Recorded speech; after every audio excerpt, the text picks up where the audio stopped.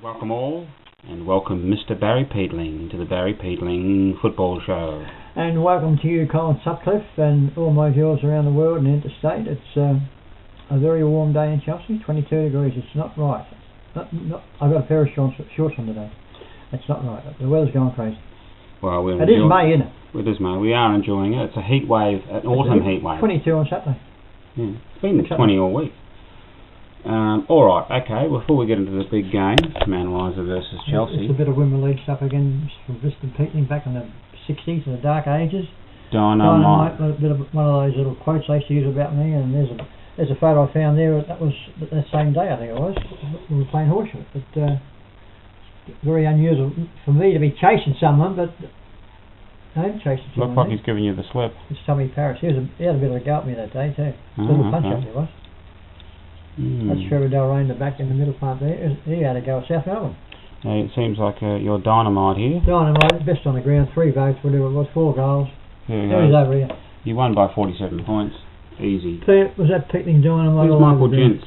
Is he the reporter there? Yeah, it was pretty good. He used to look after me. It said Peatling was dynamite all over the ground and kicked 4 goals while resting in the forward pocket. That's what you did when you went asleep almost. Had a bit of a bye-bye, yeah. No, I wasn't too... Northcote was there too. That was he came back in 1965 for a pretty ordinary season. Now I'm surprised you haven't got your black armband. Tommy Hafey? Tommy Hafey. I would have been going to the funeral, Colin Sutcliffe. If it would have been, I thought it would have been at St Ignatius Church where Jack Dyer was buried. Where the funeral was, but you've got the main part of the funeral in the members. Can you believe it? I know, it's unbelievable. I mean, should out in the middle of it's at the MCG. It's on now. It is on now. I'm not sure, but what's your comment? Did you see that North Melbourne banner? Well, the North Melbourne banner said, "Rest in peace, Tom Hafey," and then it says, made this comment, but who cares?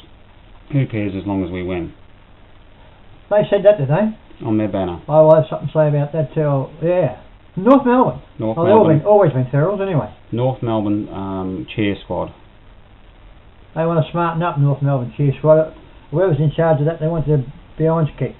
So it's made some headlines. That fella's not a legend, he's an icon. He's an icon, yeah. He is one of the greatest persons he's the greatest person I've ever met. Did he coach you? No. I played against him when he was up in Shepparton. You coached in Shepparton when you were playing for Lemnos. He was up there in 66 too, and he was a very tough footballer, Colin. Very rugged, I tell you. So is there anything you'd like to say as a tribute? Well, I still can't get over that, because I always thought, I told you when I heard about it last week, I thought he would have lived to 100 years old, because he was just so fit, and he didn't look his age. I mean, it was running 3 weeks before he they found his tumour on his brain. The next thing he's gone. But still can't get over it. But I was very good friends with him. I used to go to his milk bar. I was going to write a little obituary in it too, because no one mentioned he had a milk bar, although Scotty Palmer said something about it a couple of days. But me and PH used to go to his milk bar on top of Bridge Road. Yeah. He used to have a milk bar right across the road from the picture there. We used to go there every Saturday night. A very hard-working individual. A great man. Sorry to hear of Maureen and his lovely daughters, but I was very friendly with Tommy. Great man. So a little bit of a tribute. He done a couple of our St Ignatius reunions. Yes, I saw it. I was surprised you didn't have that photo. Great man. I still can't get over it. But that's the way it goes. We've got to move on. But tribute to the great Tom Hafey. Now, Chelsea versus Mount Eliza, Barry. What was the crowd like? And crowd wasn't too bad. It was a perfect day for football. It was Mornington, beg your pardon. We're playing Mornington. Mornington, yeah. It was down at Mornington. It was what did I say, Mount Eliza? Yeah, I got it written Mount Eliza here. But smarten up, Mornington. Mornington. It's probably in the same condition as Rapanium's ground to watch it. Perfect ground to watch. That's probably a little bit better than Chelsea. And the ground was perfect too. But and the weather, a little bit of wind. No, it wasn't much. The wind wasn't favouring much. Jay Snellgrove said there was a strong wind in the first quarter. Oh, he wants to smarten up too. Don't know what game he was at. He was doing the live scores on the team app. Where did he get that name from? Well, that's his name. He was doing the scores. Did he make it up? Did he that name? I think he made it up. It's a make-up name, Colin. No one could be called that name. No. Well, give us the changes, Barry. The changes I beg your pardon, out was Gavin Marusic. He'll be out for the rest of the year. Christy is a star, gone. Jesse O'Dell and Matty Gardner, and in comes number 7, Toddy Gardner. Good in. Arsman. What's a funny name? I was talking another made-up name. I was talking to his father before the game. I said, "Where's that from?" He said, "Oh, we're sort of a bit of Swedish something." Okay. Arsman. Arsman. Yeah. I mean, you got to be careful the way you say that. And Williams, who plays all right too. Very good. First half, Colin, it was Mornington started off pretty flush. They got a couple of very big men, Colin, in their side. Number 15, number 27, and they got a very good full forward called Jackson Cole. He took about 3 brilliant marks in the first quarter. 2 or 3 goals in the first quarter, and they shifted Jason Clark onto him in the second quarter, stopped him a little bit, but he finished up was too good for the rest of the day. But yeah, they were had a good little lead at quarter time, Mornington, and then Chelsea came back. Listen, I must mention Lou Clark in the first quarter kicked 2 brilliant goals and played well all day. He is you've got to keep him on the side, Roy. Toddy Gardner and Travis Grant were playing pretty well too. That's the first half. Okay, move into the second half. The second half-time scores were Mornington 8-5 to Chelsea 4-4. We're in the game, Colin. Then what happened? Well, they kicked 6 goals in the third quarter. This is Mornington, yeah. Jackson caught. I reckon he took about 7 or 8 marks, Colin, and 4 or 5 of them could have been marks for the day. Yeah. What are you doing there? You're checking on the scores? Just checking the scores, yeah. Know about him. He took a say he can play, and they're big fellas. Number 27 and number 15. Jackson Arthur battled well on the ruck all day, but these fellas are just too big. And God, one of them was about 6'8" and about 16 stone. Big guys. Poor old Jackson, he battled hard, Jackson. He's done a fair shot, as a matter of fact. But no, at the last, they finished over the top of us in the last. We never scored in the last quarter, and we had whatever bruise it was. We never scored at all. And they kicked 5 goals. I've got the score. 18-13. I got 18. 18-11 to 9-13. Right. But it was a pretty convincing win at the finish for Mornington, and they're a very good side. Number 13 can play, a little fella, little rover. Jay Snellgrove said they tried hard. Let's give me a headache. Saying his name. Shut up about that. Let's give me a. No, don't worry about him. But he seems to be a good friend of Heath Denellen. Well, good for him. Keith Denellen's a good friend of mine. Perhaps he's a good friend of mine too. But anyway, that was we got it up the forward line the last quarter, but we just couldn't score. There's no one to kick goals. I mean, Joel Connolly battled well all day. He went in the ruck and tried to jump into that number 27, but he's very classy side, Mornington. Well, give us the goal kickers then, Barry. The goal kickers were Toddy Gardner, 3 brilliant goals. Lou Clark, 2 brilliant goals too. Jaden Eddard 1, Thomas 1, and Matty Ponton kicked one of the goals a day. Oh, very good. Give us the best players. And the best players for Chelsea, the best group of players is Bywaters, two players, right, too. Yep. On and off. Bradley Clark, Lou Clark, a lot of good players for Chelsea. Travis Graham, Joel Connolly and Jackson Arthur. So there's a nice group there. Out of those, who gets the 1 vote? 1 vote goes to Travis Graham. 2 votes. 2 votes to Bradley Clark. He never plays a bad game. Yeah, he's a good player, isn't he? He's a very good player. And 3 votes. 3 votes to Toddy Gardner. Again, I mean, he had a week off the week before, but he wasn't on the ball, but he was sort of running around the forward line, but he kicked 2 straight points in the last quarter too. Oh. And might have been 3 points in the last quarter. And not very what do you call it? Unlike him. Unlike him to be, he's generally deadly around the goals, but he kicked 3 goals for the whole game. But he's look, he'll be playing the interleague game next week, I reckon. He's got to be in the side for sure. Give us the highlights. The highlights, as I say, the marking of Jackson Kohler was a treat to watch. It was just a bit like Simon Goosey. This is for Mornington. This full forward, yeah, 26 is a new recruit. But just one crack. It was just, of course, Toddy Gardner had 11 possessions last quarter. 11 possessions last quarter, Tom. Fantastic. Can you believe that? No. They finished with 3 goals, but apart from that, there wasn't not too many highlights. Just that Mornington was just too good, and we were We battled hard in the first half. We had a chance of winning the game, but we got no enough goals. No one in the goal square kicking goals. Oh, Joel Conley, did he kick a goal? That's still going, is it? No, that's all right. Yeah, keep on. Anyway, any other highlights? No, there's no other highlights. The only highlights was that Mornington a very good side. So who have we got next week? Or is there a game next week? We've got a bye next week. The interleague side plays, the MPL interleague side plays Geelong, down at Geelong. Now, this is interesting. Will you be reporting? I will be. They're going to televise that live, because Toddy Garden will be playing for sure. He'll be the only one from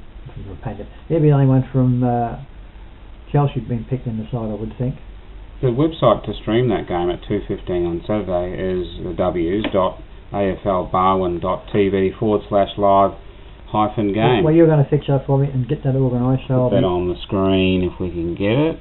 Yeah, I've got my viewers out there. That'll be a good game to watch. Just under live streaming seniors, aflbarwin.tv/live-game.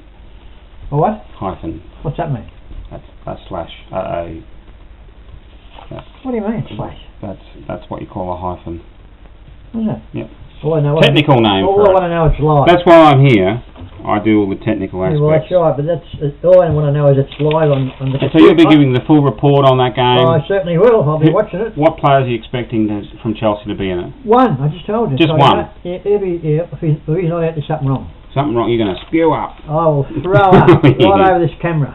Well, we don't want that happening. No, he'll be. I don't know about the other players, but I've only seen 6 sides, so I reckon the fella from Mornington will be a chance of being full forward too. Yeah, so we'll have a full report for that next week. Any Cheerios, Barry? Always Cheerios on this little channel, Colin. Yeah, but I don't know what's happened to PH and Sandy and Carlos, but give us a call. I got a call from those last week, Phil, and of course Annie. This is disgusting. In the Philippines yesterday, had a brownout. That's like a blackout here. 13 hours. That happens all the time over there. That's just, look, it's disgusting. I mean, they had to go down to the pool, cool down, because there are no fans in the house. Yeah. It's 40 degrees, and the humidity is about 200 degrees. Filipino government smarten up. Wake up. No, well, stop buying shoes and wake up. Yeah, stop buying Melda Marcus' shoes. She's got a million pair of shoes, hasn't she? But no, that's disgusting. I cannot believe it. And of course, Carla and they all went down there, and Ariane and Joe Van, and you got to do it hard. I mean, you can't. How can you sleep without a fan? I mean, around here in Australia, I mean, we're half the temperature up there what they are in the Philippines. But there'd probably a lot of people die, wouldn't they? Probably. Old people over there, they wouldn't give a stuff. They just put them in a box, take them down a corner. Finish. You want to smarten up, Mr. Filipino government. I'll tell you what, happens all the time, every second week. Crazy. Anyway. But apart from any other cheers I got to send to, yes, Tony from Latvia. Yes. I hope you're still watching, Tone. I think we're on the improve, but we're a long way off yet. But keep tuned in, mate, and hopefully I might have some good news for in 2 weeks' time. I think we might be playing Carino, whoever won the game. Ooh, that's exciting. Yeah. Well, they've scored 7 goals in 6 games. Crazy. 7 goals in 6 games, Sean. Not bad. And they were in the 5 last year. One game. They were in the 5 last year. That collapsed. But apart from that, that's about all we've got for today. I covered another last cheer out of Maureen and Hayfield. All the best for, sorry about the hidden news. Goodbye from me. Bye-bye. Sometimes we go into these shit mindsets. I try and tell you, don't let the ball get behind you. Make sure you got two-way running. We use the bench. We can't use the bench anymore like we do. We've got this fucking front-running mentality. It drives me insane. When the ball gets behind you and everyone's forward of the footy, you're that much of an outnumber going back the other way. It's ridiculous. And one thing I will say, fellas, if I have one more player tell me I want to play here or get me there, you can just fucking come off. I talk about being team first each and every week. When you're barking at me where you want to play here, you want to play there, get me here, get me there, is that team first? Got blokes going from on ball to half back, to half forward, whatever, running there and shaking their head, fuck, what about me? If you want to go and do your level 1 course, you want to put in for the job, You apply against me, you get the job, that's fine. Until then, I call the shots. It's as simple as that. Do your part for the team, fellas. Last quarter, righto, the game was dusted the last 15 minutes. Might have tried a few things. Put a young bloke here, put a bloke forward, probably, get someone into the game or whatever. But it's still got fucking blokes that aren't happy about it. Just worry about doing the team things, fellas. We talk about it week in, week out. And they're real basic things. What do you reckon, mate? Oh, what you're saying there is pretty right. I reckon that's under 10 shit, really. If you don't like when you're playing, it's just fucking shit. Just do what you got to do. Like, if he says play somewhere, just fucking do it. At the end of the day, you're on the field or you're on the whatever. Just do what you got to do. I reckon we just go through phases. Like, if we can just get a bit more consistent, you know, we'll be right. We'll start ticking boxes. But at the moment, we just lapse a bit, like we all do it, and we can start getting a little bit more consistent. And the signs are there. The signs are there. We're a good footy team. We can be a good footy team. So that's one thing you can hold out on. And we just got to work for it, boys. It's only going to work if we all do it together and put in the hard yards. Fellas, every single game, other than the Pines, the opposition coach comes up, fucking bad luck, yeah, no worries, geez, she's better than last year. Now, there is positives, there's no question about it. There's no question about it. You're going to have a little bit more belief in yourself. You're going to have to buy into this team firstly. You have to buy into our game structure. You're going to have to buy into playing for each other. You're going to have to buy into not letting the ball get behind you, protecting your teammates. Just little things, boys. Little things. Just corralling the opposition rather than going at them and just letting them slip around you. Just little things. But lots of little things add up to a big thing, and that adds up to a 10-goal loss.